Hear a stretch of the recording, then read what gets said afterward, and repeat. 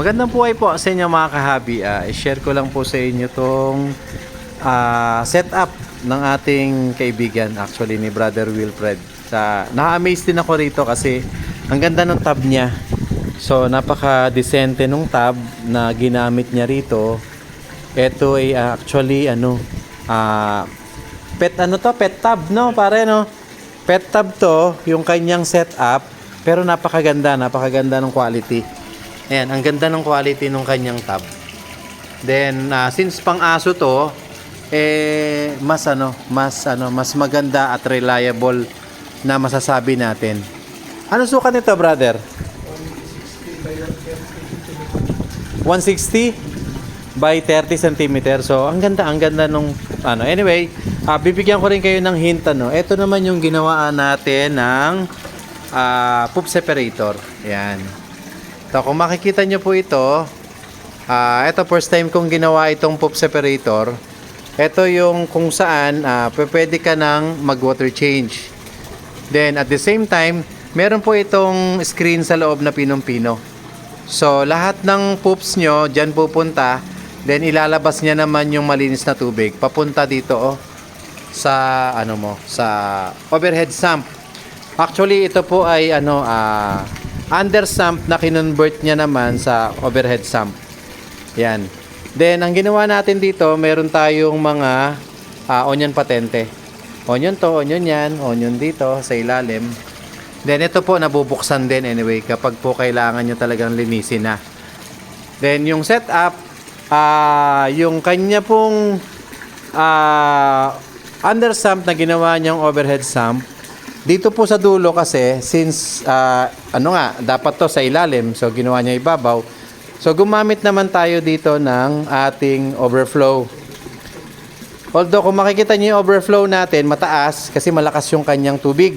So, malakas na yung kanyang motor anyway. Ngayon, ang plano ko, gagawan ko siya ng mas malaki. Ito kasi maliit medya lang to. So, either 1 or 3/4 yung gagawin ko sa kanyang pipe. Para at least hindi na rin siya nagbutas. So, yung tubig, kung mapapansin nyo po, mula dun sa baba, umakyat, pumasok dun sa tinatawag natin poop separator, then saka bumaba dun. So, ganito po. So, ngayon, kung mapapansin nyo po ito, pinatay lang natin, tinetesting natin kasi. Pinatay natin. Ito po ay, tawag dito, yung gagawin natin, para buksan mo yung tubig. Ayan. Nakabukas yung tubig. Yan yung tubig.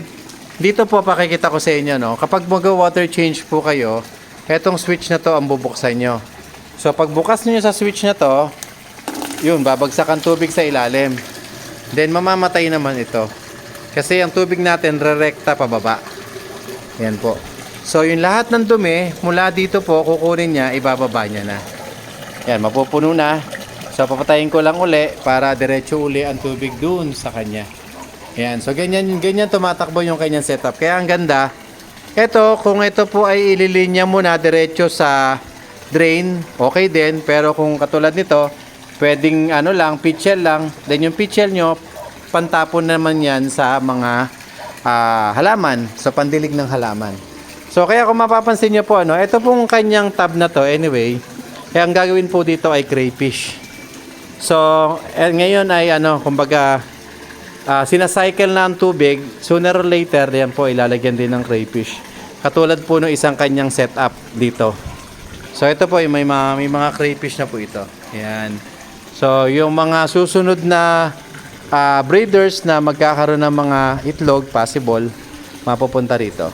So, ang kagandahan dito, yung crayfish niya, ang ganda ng kanyang filtration system. So, yung tubig, yung clarity ng tubig, sobrang linaw. Kasi, meron po siyang filtration system. So, dalawa. Ito isang setup, ito isang setup. So, ang plano niya, actually, later, papalitan niya rin ito kasi mas decenteng tignan ito kumpara dito. Kaya, yun din yung kanyang plan dito sa setup na to. Kaya nga, ang ganda. Anyway, yun, gumagana yung ating overflow at the same time, yung ating poop separator na sa kanya ko palang ginawa. Anyway, ito po, lalagyan natin ng suction cup para wala na siyang ipit So nakaipit lang siya for temporary. Yan ang kanyang magandang setup. Pinakita ko sa inyo, baka mamaya magaya nyo rin o magkaroon kayo ng idea sa setup. Salamat at magandang buhay po sa inyo lahat.